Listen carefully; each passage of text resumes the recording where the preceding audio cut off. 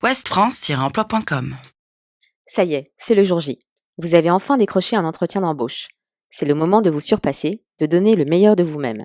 Cette première rencontre avec le recruteur est capitale. Marianne Champion, créatrice du site prêt-à-l'emploi.fr, vous livre ses conseils pour réussir ce passage obligé. Quelle tenue vestimentaire adopter quand on ne connaît pas l'entreprise ?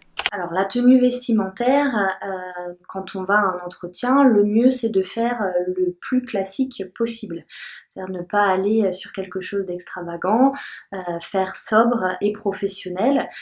C'est d'autant plus important quand on est une profession où on doit aller par exemple pour un homme en costume, d'aller en entretien en costume.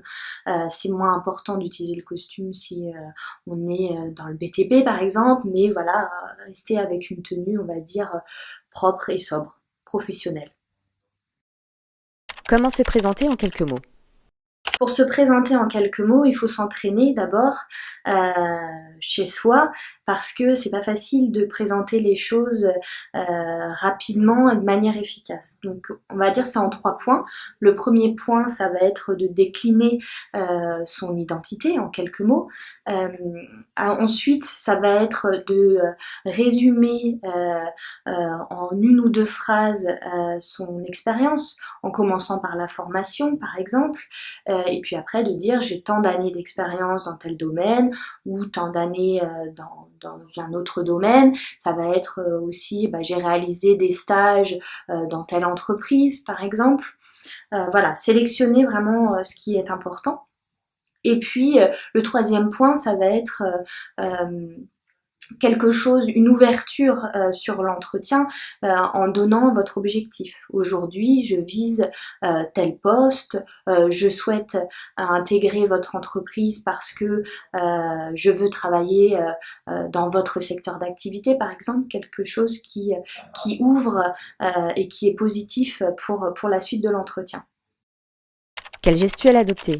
Quelles erreurs peut-on éviter ? La première chose qui est importante, c'est de laisser le recruteur diriger l'entretien, donc être à son écoute, c'est-à-dire qu'il faut absolument éviter de partir par exemple sur un monologue qui dure des minutes, ne pas laisser le recruteur en placer une, donc ça ce serait vraiment le point important, être très vigilant à ce point-là. Après, ça va être sur l'attitude à adopter, par exemple, ne pas avoir une attitude trop enjouée, se réjouir de tout ce qui est proposé, dire que tout est super dans le poste présenté.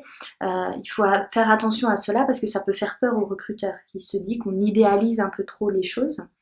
Une autre attitude, ce serait l'attitude négative qui présente son expérience précédente ou son ancien employeur comme une expérience, une mauvaise expérience. Au contraire, il faut toujours valoriser ce qu'on a appris, valoriser ce que l'on a fait, ne pas dénigrer ce qu'on a pu vivre parce que ça ne donne pas envie, tout simplement.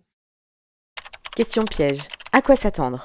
Les questions pièges, ce sont des questions tests finalement. On va chercher à savoir si ce que vous avez donné comme information est juste. C'est-à-dire on va tester vos compétences, on va tester vos connaissances.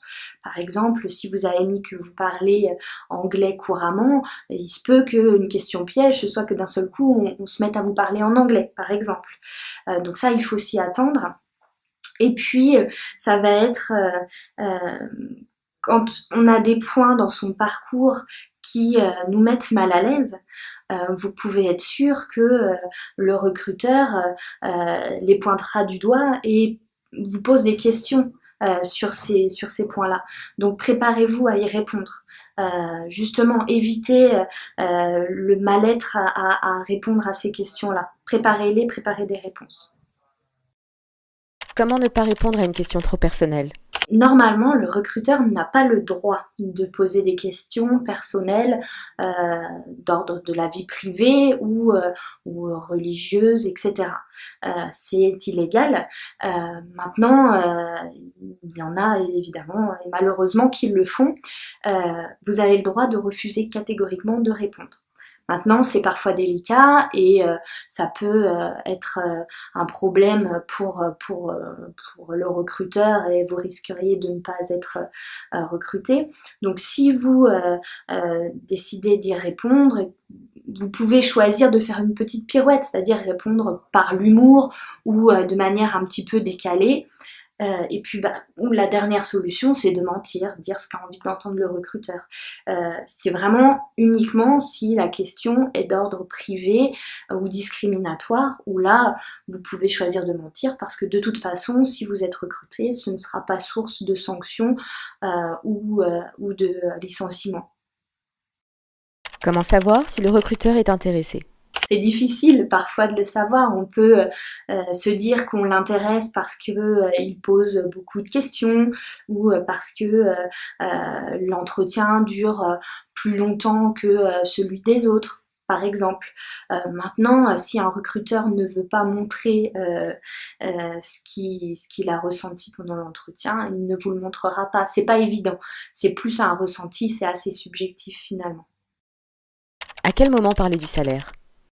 Le salaire, si le recruteur n'en a pas parlé, il vaut mieux essayer de l'évoquer en fin d'entretien, peut-être pas au final de l'entretien, mais au moment où on vous demande si vous avez des questions, par exemple. À ce moment-là, demandez ce qu'il était prévu comme rémunération pour le poste proposé, tout simplement.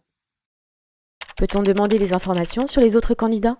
Oui, c'est possible de demander des informations sur les autres candidats, à condition de ne pas être trop insistant. Le recruteur, là aussi, vous dira ce qu'il a envie de vous dire. Donc, à la limite, vous pouvez demander s'ils ont reçu beaucoup de candidatures, savoir combien de personnes sont reçues en entretien, par exemple. Ça vous donnera une petite indication sur la concurrence. Quels conseils pour y arriver? Pour moi, c'est de dire que lorsqu'on obtient un entretien, il faut se dire qu'on a tout à gagner et finalement rien à perdre. Même si le poste que l'on vise est le poste idéal, même si l'entretien est très important et même si l'entretien est de toute façon source de trac et d'angoisse, ce qui est logique.